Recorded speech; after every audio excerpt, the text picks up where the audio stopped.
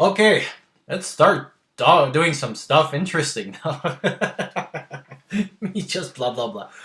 But I hope that you understand the reason that I did spend the last two videos explaining what I'm explaining. Because basically, we're really building the foundation of what it is. And so far, what we discussed about is that law is still there, but your ethics will be the ones that will kind of makes you take your own decisions, and that ethics that is something that you have to come out with. And the best way to actually to come with is run scenarios in your head. What if this happened? What is this? And actually, hopefully, through this series, some of those scenarios will come in, and we'll be able to like, what if this happened? What would we do and stuff?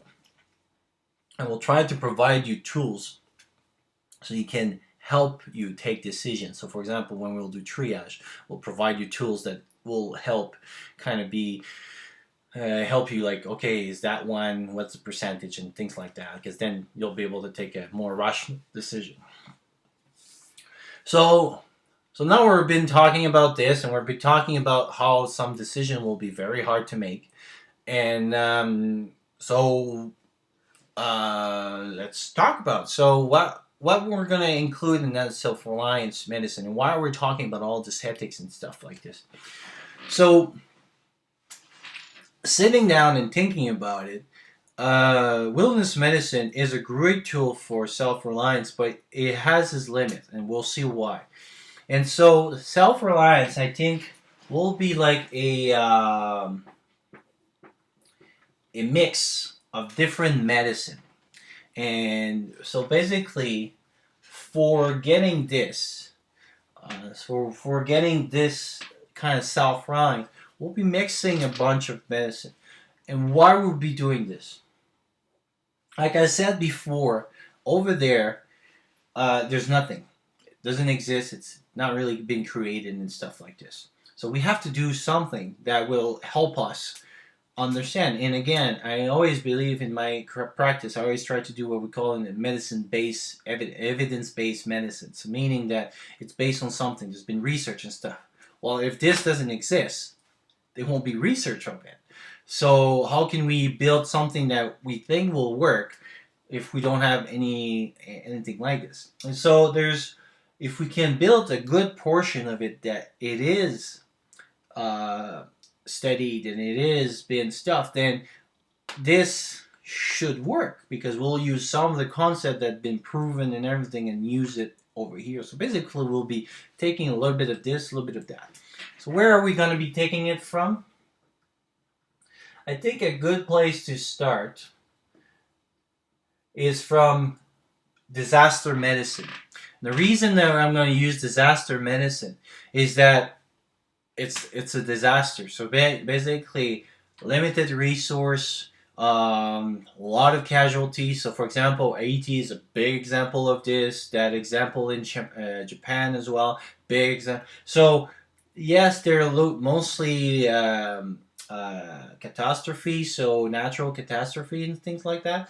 But they will help us with this, is that this component of like the ethics, and also the component of the limited resource and everything. So we'll be relying a lot on disaster medicine, and so subscribing to a lot of courses, and I got a lot of books coming in and stuff like this on that. The next component, and the reason that I'm thinking it's good, well,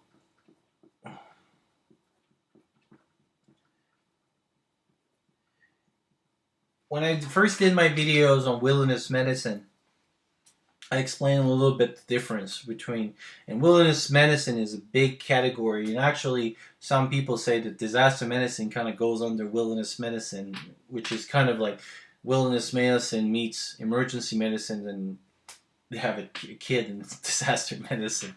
So the other one that we're going to be using is expedition medicine. And why? And again, it's because usually expedition medicine is the limited resource. So you're at a base camp for 2 or 3 weeks. You're far from any like, it's not like you're going for a hike and you're in the woods for 4 or 5 hours, which is still like wilderness medicine. But expedition medicine, it's more like how would you do if you're Antarctica and so you have resource available, but they're far and there may be 3 days or 1 week away from walking, stuff like this. So there is some concept over there that will be, and this has been studied obviously because you have like a lot of people going to Everest and things like that. So we'll get a lot of a resource from that. The other one,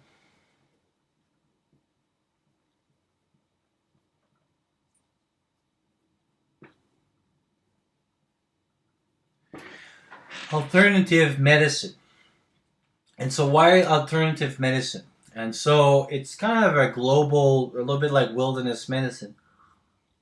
It encompasses a lot of different medicine. And so when we talk about alternative medicine, we talk about Chinese medicine, chiropractor, herbology, and all those. And we'll be looking at, because this the one that will be having a lot of discussion, I think, because some people, think it's kind of voodoo medicine, and some other people are like, they're just living by that. And so we'll try to go more towards the middle, and we'll try to see there is. Like for example, ginger. It's neither in those two really, but it's been proven, it's been studied and stuff. And so ginger will be probably part of our one of the things that we'll be using in our self-reliance medicine because it's been proven, it's been studied, and everything. So there is stuff in alternative medicine that we'll be using for that. And then after that,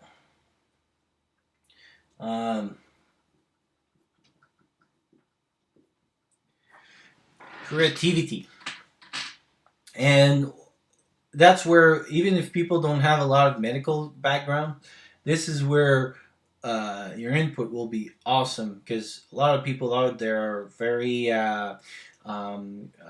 make your own projects and things like that and build stuff out of nothing. And we'll have to create this because we'll be talking a little bit more about that. But I believe that after a certain part, more when I'm thinking about it, right? And again, a lot of that stuff is my opinion. Most of the things that anyway people were saying it's opinions because this doesn't exist. We're pretty much making it right now. What I think is that a lot of the stuff that will be here will be building it. And it's a little bit the same thing, the same concept as survival.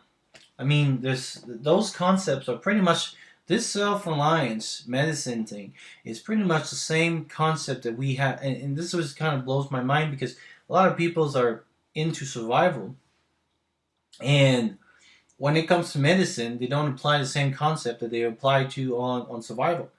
So, for example, trying to keep as many dressing as you can in your stuff, it's exactly like saying that I'm going to survive with my tent. Okay, yeah, you can survive pretty much with your tent, like, for a week, 2 weeks, maybe a month. But after that, you start need to think about other things that you're probably going to need to create stuff. But if you're like, no, I got my tent and I'll be good. Well, what happens if your tent is not there?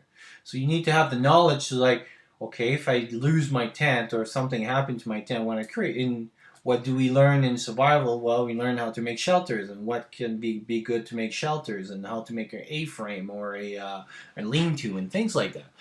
And so this example shows exactly what we'll try to do with the medicine. Is that yes, dressings are an important component of holding and everything, but there's a cool YouTube channel. Actually, I'll put it.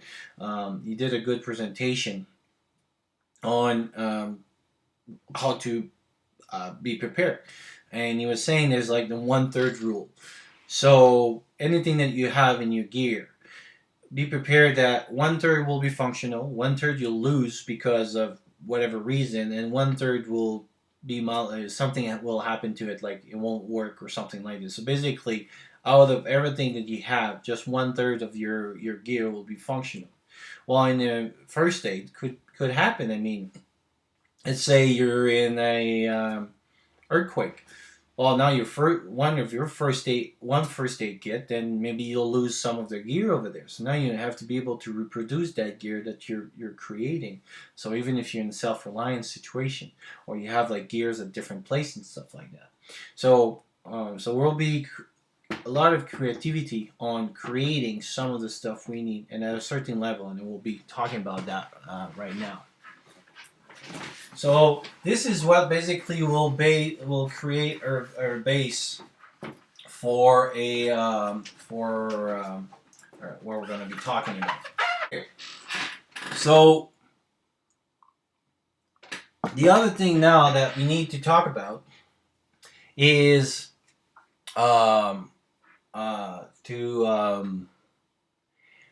talk about the separation of what the medicine that we're going to create and stuff.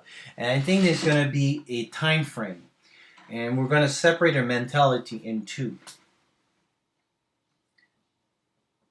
And I think will help us make decisions. So less than a month, and anything more than a month. And why? So I think if, for example, we identify, so again, when we talk about self-reliance medicine, we're encompassing a lot of stuff. Katrina would go kind of like this because it has a little bit of disaster. But if you're stuck with your stuff, a plane crash. So your plane crash, it doesn't really qualify into the wilderness medicine situation, but it does. You're limited in your resource, so you're more in the self-reliance part of it. There's a big SARS or H1N1 wipes out. They say that it would take, if a big virus would become actually H5N1, if that would come, then it would wipe out about 40 to 50% of the working population. So basically now, like, you were talking nurses, doctors, everything at the medical background that won't be able to go even to work. And so that means that up to a month that you probably would have to supply your own self of doing your own care and things like that. So those are kind of situation and everything.